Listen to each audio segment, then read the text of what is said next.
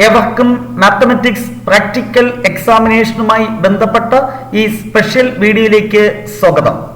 ഈ വർഷം mathematics practical എക്സാമിനേഷന് തയ്യാറെടുക്കുന്ന വിദ്യാർത്ഥികൾ 2023-2024 ഈ 2 വർഷത്തെയും പബ്ലിക് പ്രാക്ടിക്കൽ എക്സാമിനേഷന്റെ ക്വസ്റ്റ്യൻ പേപ്പേഴ്സും അതുപോലെ ആ വർഷങ്ങളിലെ മോഡൽ എക്സാമിനേഷന് സംഘടിപ്പിച്ച പ്രാക്ടിക്കൽ എക്സാമിനേഷന്റെ ക്വസ്റ്റ്യൻ പേപ്പേഴ്സും പ്രാക്ടീസ് ചെയ്താൽ ഈ വർഷത്തെ പ്രാക്ടിക്കൽ എക്സാമിനേഷനും ഫുൾ മാർക്ക് സ്കോർ ചെയ്യാൻ സാധിക്കും. അതേ ടൈപ്പിലുള്ള അതേ നിലവാരത്തിലുള്ള ക്വസ്റ്റ്യൻസ് ആയിരിക്കും ഈ വർഷവും ചോദിക്കുക. സോ ഈ 2 വർഷത്തെയും പബ്ലിക് ക്വസ്റ്റ്യൻ പേപ്പറും മോഡൽ ക്വസ്റ്റ്യൻ പേപ്പറും പ്രാക്ടീസ് ചെയ്യുന്ന വീഡിയോ ക്ലാസ്സുകൾ ഓൾറെഡി അപ്ലോഡ് ചെയ്തിട്ടുണ്ട്. ആ പ്ലേലിസ്റ്റിന്റെ ലിങ്ക് ഡിസ്ക്രിപ്ഷൻ ബോക്സിൽ നൽകിയിട്ടുണ്ട്. അത് കണ്ട് നിങ്ങൾക്ക് പഠിക്കാവുന്നതാണ്.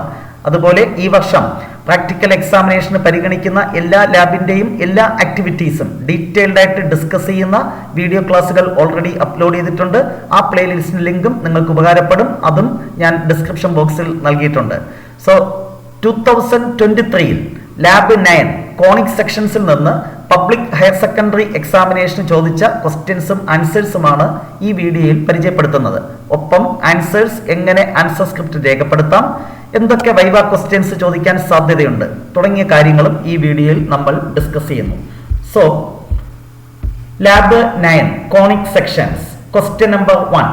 Follow the directions given below and construct A GeoGebra applet. ഒരു അപ്ലെറ്റ് കൺസ്ട്രക്ഷൻ ആണ് ആദ്യം പറഞ്ഞിട്ടുള്ളത്. അതിന് 2 മാർക്കാണ്. ചില സിമ്പിൾ സ്റ്റെപ്പുകളുണ്ട്. പ്രൊസീജിയർ ക്വസ്റ്റ്യൻ പേപ്പറിൽ തന്നിരിക്കും. ഒന്നും കാണാതെ പഠിക്കേണ്ട ആവശ്യമില്ല.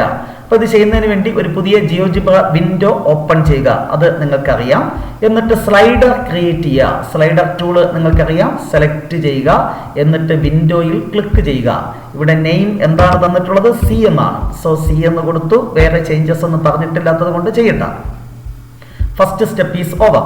Second step, plot 2 points capital A equal to C, 0 and capital B equal to minus C, 0.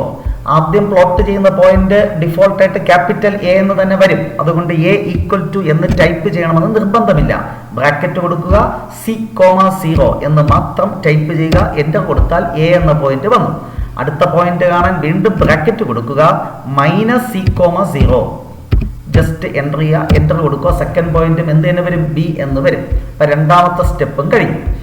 അടുത്ത് create another slider small letter A with minimum value 0, maximum value 12 and increment 0.01 അല്ലെ. So ഇവിടെ slider tool live ആയിട്ടിരിക്കുന്നു. Just click ചെയ്താൽ മതി. സ്ലൈഡറിന്റെ പേര് A, minimum value എന്താണ്? 0, maximum value എന്തായിരുന്നു? 12 ആയിരുന്നു. എഡിറ്റ് ചെയ്ത് കൊടുക്കുക. ഇൻക്രിമെന്റ് എന്താണ് തന്നിട്ടുള്ളത്? 0.01 അല്ലെ. ഓക്കെ കൊടുക്കുമ്പോൾ അതായി കഴിഞ്ഞു. ഇനി നമ്മൾ എന്ത് ചെയ്യുന്നു? ആ സ്ലൈഡർ ടൂള് ഇനാക്റ്റീവ് ആക്കുന്നു. കാരണം ഇനി അത് ആവശ്യമില്ല. നെക്സ്റ്റ് സ്റ്റെപ്പ് 3 കഴിഞ്ഞു. Step 4. Plot A circle of radius A centred at capital A. Capital A centre ആയിട്ടുള്ള ഒരു സർക്കിൾ കൺസ്ട്രക്ട് ചെയ്യണം. അതിന്റെ റേഡിയസ് എന്തായിരിക്കണം? Small letter A. അപ്പോൾ നമ്മൾ എന്ത് ചെയ്യുക? സർക്കിൾ ടൂൾ എടുത്തു. അതിൽ സെന്റർ അറിയാം, റേഡിയസ് അറിയാം. സെന്റർ ക്യാപിറ്റൽ A ആയിട്ടുള്ള സർക്കിൾ. അപ്പൊ അത് ക്ലിക്ക് ചെയ്യുമ്പോൾ റേഡിയസ് എത്രയെന്ന് ചോദിക്കും. അത് എത്രയാണ്? Small letter A. ഓക്കെ കൊടുക്കുമ്പോൾ ഒരു ചെറിയ സർക്കിൾ നിങ്ങൾക്ക് ഇവിടെ കാണുവാൻ സാധിക്കും. അടുത്ത് plot another circle of radius 12 - A centred at B. വീണ്ടും സർക്കിൾ ടൂൾ ലൈവ് ആയിരിക്കുന്നു. അടുത്ത സെന്റർ ക്യാപിറ്റൽ B ആയിട്ടുള്ള മറ്റൊരു സർക്കിൾ. അതിന്റെ റേഡിയസ് എത്രയെന്ന് ക്വസ്റ്റ്യൻ തന്നിട്ടുണ്ട്? 12 - A. ഓക്കെ കൊടുക്കുമ്പോൾ ഒരു വലിയ സർക്കിൾ നിങ്ങൾക്ക് കാണുവാൻ സാധിക്കും. അപ്പൊ സർക്കിൾ ടൂളും ഇനി എന്താണ്? ആവശ്യമില്ല. അത് എന്ത് ചെയ്യുക? മൂവ് കൊടുത്ത് ഇനാക്റ്റീവ് ആക്കുക അല്ലെ. ഒരു പ്രോസസ്സ് ക്ലോസ് ചെയ്യാൻ നിങ്ങൾക്കറിയാം. മൂവ് കൊടുത്താൽ മതി. സോ ആ സ്റ്റെപ്പും കഴിഞ്ഞു. വളരെ സിമ്പിൾ ആണ് കൺസ്ട്രക്ഷൻ. അടുത്തെന്താണ് പറഞ്ഞിരിക്കണേ? Plot the points of intersections of C and D of above circles and give their trace. ഈ 2 സർക്കിളും ഇന്റർസെക്ട് ചെയ്യുന്ന പോയിന്റുകൾ കണ്ടെത്തുക. ഇപ്പൊ രണ്ടും തമ്മിൽ ഇന്റർസെക്ട് ചെയ്യുന്നുണ്ടോ? ഇല്ല. അപ്പൊ ഞാൻ ഈ A എന്ന സ്ലൈഡർ അഡ്ജസ്റ്റ് ചെയ്ത് അവയെ ഇന്റർസെക്ട് ചെയ്യുന്ന രീതിയിലേക്ക് മാറ്റുന്നു. ഏതാണ്? A എന്ന സ്ലൈഡർ മൂവ് ചെയ്യിപ്പിച്ച് നമ്മൾ രണ്ടും തമ്മിൽ ഇന്റർസെക്ട് ചെയ്യുന്ന ഒരു ലെവലിലേക്ക് എത്തിക്കുക. റൈറ്റ് ആരോ കീ പ്രസ് ചെയ്തുകൊണ്ടേ ഇരുന്നാൽ മതി. ഇങ്ങനെ മൂവ് ചെയ്യുന്നതായിട്ട് മനസ്സിലാവും. ഇപ്പൊ രണ്ടും തമ്മിൽ ഇന്റർസെക്ട് ചെയ്ത പോയിന്റ് ഏതാണ്? ഇതും ഇതും. അത് കണ്ടെത്താൻ വേണ്ടി പോയിന്റ് ടൂൾ എടുക്കുക. അതിൽ ഇന്റർസെക്ട് എന്ന ഓപ്ഷൻ, ആരൊക്കെ തമ്മിൽ ഇന്റർസെക്ട് ചെയ്യണം? ഈ സർക്കിളും അതിൽ ക്ലിക്ക് ചെയ്യുക. പിന്നെ എന്താണ്? ഈ സർക്കിൾ, അതിലും ക്ലിക്ക് ചെയ്യുക. അപ്പൊ 2 പോയിന്റ് കിട്ടി, സിയും ഡിയും. ഓക്കെ, അപ്പോൾ പോയിന്റ് ടൂൾ അതും മൂവ് ഇനാക്റ്റീവ് ആക്കി. അപ്പൊ 2 പോയിന്റ് ഓഫ് ഇന്റർസെക്ഷൻ ഏതാണ്? സിയും ഡിയും. 2 പോയിന്റും ഇവിടെ കാണാം. ഇനി ഈ 2 പോയിന്റും ഒരേ സമയം ട്രേസ് കൊടുക്കണം. 2 പോയിന്റിലും ഒരേ സമയം ട്രേസ് കൊടുക്കാൻ കൺട്രോൾ ബട്ടൺ പ്രസ് ചെയ്ത് ഇത് സെലക്ട് ചെയ്യുക, ഇതും സെലക്ട് ചെയ്യുക. സി എന്ന പോയിന്റും ഡി എന്ന പോയിന്റ് സെലക്ട് ചെയ്യുക. എന്നിട്ട് റൈറ്റ് ക്ലിക്ക് ചെയ്യുക. റൈറ്റ് ക്ലിക്ക് ചെയ്യുമ്പോൾ ഇവിടെ ട്രേസ് ഓൺ വന്നു. എന്നിട്ട് എ എന്ന സ്ലൈഡറിൽ ആനിമേഷൻ കൊടുക്കുക. ഇതാണ് ചെയ്യേണ്ട പ്രൊസീജിയർ. അപ്പോൾ നിങ്ങൾക്കൊരു പാത്ത് ട്രേസ് ചെയ്ത് വരുന്നതായിട്ട് കാണാം. ഇതാണ് നമ്മുടെ ആദ്യത്തെ അപ്ലെറ്റ്. ക്വസ്റ്റ്യൻ നമ്പർ 1 എന്ന് എഴുതിയിട്ട് അപ്ലെറ്റ് കൺസ്ട്രക്റ്റഡ് എന്ന് എഴുതിയതിന് ശേഷം എക്സ്റ്റേണൽ എക്സാമിനറെ വിളിച്ച് ഇത് കാണിച്ചു കൊടുക്കുക. ഈ ട്രേസ് ചെയ്ത പാത്ത് അവർക്ക് ബോധ്യപ്പെടുത്തി കൊടുക്കുക. അല്ലാതെ ഇത് ചെയ്തിട്ട് അപ്ലെറ്റ് കൺസ്ട്രക്റ്റഡ് എന്ന് പറഞ്ഞ് ഇത് ഓഫ് ചെയ്ത് വയ്ക്കരുത്. സേവ് ചെയ്യാതെ ഡിലീറ്റ് ചെയ്യരുത്. നിർബന്ധമായിട്ടും ചെയ്യുക. ആനിമേഷൻ ക്ലോസ് ചെയ്യാൻ ഇവിടെ ജസ്റ്റ് ഒന്ന് ക്ലിക്ക് ചെയ്താൽ മതി. ആനിമേഷൻ ക്ലോസ് ആയി. ഓക്കെ, അപ്പോൾ ഇതാണ് നമ്മുടെ ആദ്യത്തെ സ്റ്റെപ്പ്. ആ ട്രേസ് കൊടുത്തപ്പോൾ കിട്ടിയ പാത്ത് നമ്മൾ എക്സ്റ്റേണൽ എക്സാമിനറെ ബോധ്യപ്പെടുത്തി. അടുത്ത് നമുക്ക് ചെയ്യേണ്ടത് set the value of C as 4. സിയുടെ വാല്യൂ സി എന്താണ് 4 ആക്കി സെറ്റ് ചെയ്യുക. എന്നിട്ട് animate the slider A. Observe the path traced by the points C and D. ഇതാണ് ചെയ്യേണ്ടത്. അപ്പോൾ അതിനുവേണ്ടി ജസ്റ്റ് ഇവിടെ ഒന്ന് അൺഡു ചെയ്തു. ഓക്കെ, ഇനി എന്താണ് ചെയ്യേണ്ടത്? സിയുടെ വാല്യൂ 4ലേക്ക് എത്തിക്കുന്നു. നമുക്ക് ഈ സർക്കിളുകൾ ഇനി നമുക്ക് ആവശ്യമില്ല, ജസ്റ്റ് ഒന്ന് ഹൈഡ് ചെയ്യാം. അടുത്തൊന്നാണ് സിയുടെ വാല്യൂ ഞാൻ എന്താണ് 4ലേക്ക് എത്തിക്കുന്നത് കേട്ടോ. സിയുടെ വാല്യൂ എന്താണ് 4ലേക്ക് എത്തിക്കണം.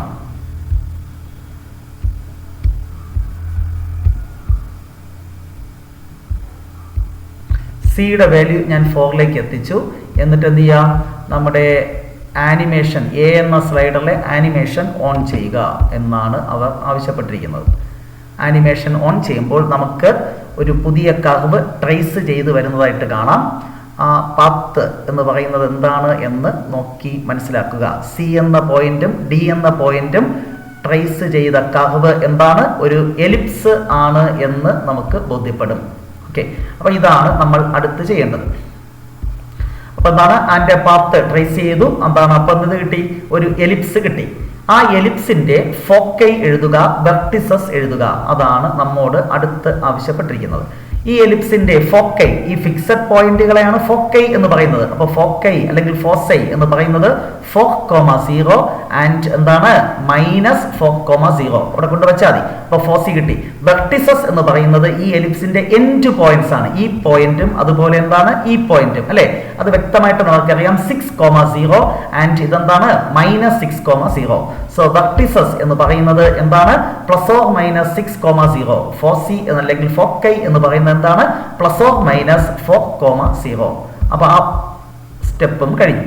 അടുത്ത് നമ്മൾ കണ്ടെത്തേണ്ടത് രണ്ടാമത്തെ part, right equation of the conic. ഈ കോണിക്കിന്റെ ഇക്വേഷൻ, ഇതൊരു എലിപ്സ് ആണെന്ന് അറിയാം. എലിപ്സിന്റെ ഇക്വേഷൻ നിങ്ങൾക്കറിയാം എന്താണ്? x² + y² + b² = 1. നമുക്കിവിടെ കമ്പയർ ചെയ്യുമ്പോൾ ഫോക്കൈ എന്ന് പറയുന്നത് സി ആണ്, +/- c,0. അപ്പൊ സിയുടെ വാല്യൂ 4.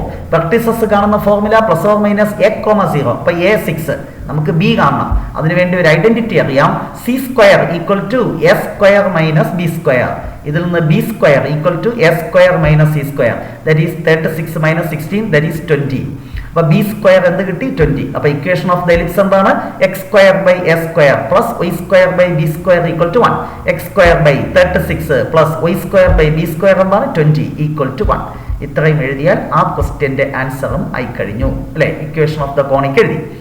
അടുത്ത് third part, edit the value of the slider C to get the curve x² / 36 + y² / 11 = 1 and trace the curve. അപ്പോൾ ഈ സംഗതി എത്തിക്കണമെങ്കിൽ സിയുടെ വാല്യൂ എന്താക്കണം? ഇവിടെ a² എത്രയാണ്? 36. b² എത്രയാണ്? 11. a² എന്താണ്? 36. b² 11. സോ a² എന്താണ്? 36. b² 11. 36 ൽ നിന്ന് 11 കുറച്ചാൽ 25. അപ്പോൾ സി സ്ക്വയർ എന്ന് പറയുന്നത് 25. അപ്പോൾ സി എന്ന് പറയുന്നത് എത്രയാക്കണം? 5 ആക്കി മാറ്റുക. അത് നമുക്ക് മനസ്സിലാക്കാം അല്ലേ?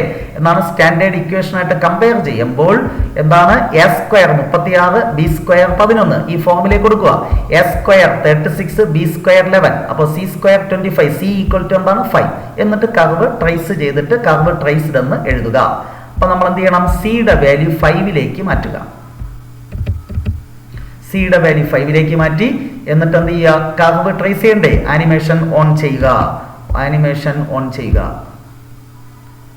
അപ്പോൾ പുതിയ ഒരു എലിപ്സ് വരും.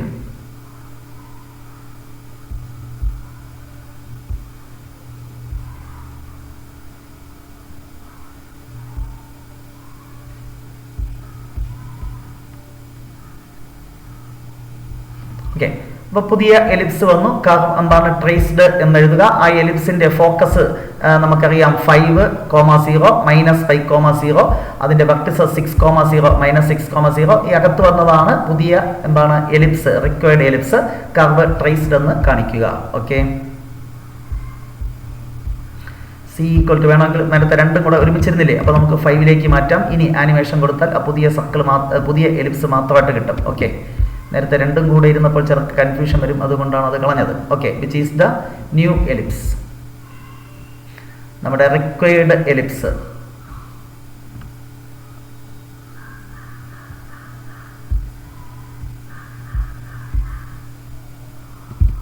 ശരിയല്ലേ? നോക്കിക്കോ, എന്താണ് നമുക്ക് ആവശ്യം? X square by 36 plus Y square by 11. A square 36 B square 11. A square 36 എന്ന് പറഞ്ഞാൽ എ ഈക്വൽ ടു 6. അടുത്ത് ബി സ്ക്വയർ 11 എന്ന് പറഞ്ഞാൽ B equal to 3 point something. Correct ആയിട്ട് നമുക്ക് എലിപ്സ് കിട്ടിക്കഴിഞ്ഞു. കർവ് ട്രേസ്ഡ് എന്ന് എഴുതുക. സി ഈക്വൽ ടു 5 എന്ന് എഴുതുക. എക്സ്റ്റേണൽ എക്സാമിനറെ വിളിച്ച് കാണിക്കുക. കിട്ടി മാർക്ക് 8. ഏറ്റവും സിമ്പിൾ ആയിട്ടുള്ള ലാബാണ്. ഒരു കാരണവശാലും ഇത് പഠിക്കാതെ പോകരുത്. ഈസി ആയിട്ട് സ്കോർ ചെയ്യാൻ പറ്റുന്ന ഒരു ലാബാണ്. ഈ വർഷം സിമിലർ ആയിട്ടുള്ള ഒരു ക്വസ്റ്റ്യൻ ആയിരിക്കും ചോദിക്കാൻ സാധ്യത. നിങ്ങൾക്ക് 8 മാർക്കും സ്കോർ ചെയ്യാൻ സാധിക്കട്ടെ എന്ന് ആശംസിക്കുന്നു. നെക്സ്റ്റ് ഡേ മറ്റൊരു വീഡിയോ ക്ലാസ്സുമായി വീണ്ടും കാണാം. Wait for the next class. Till then, bye by.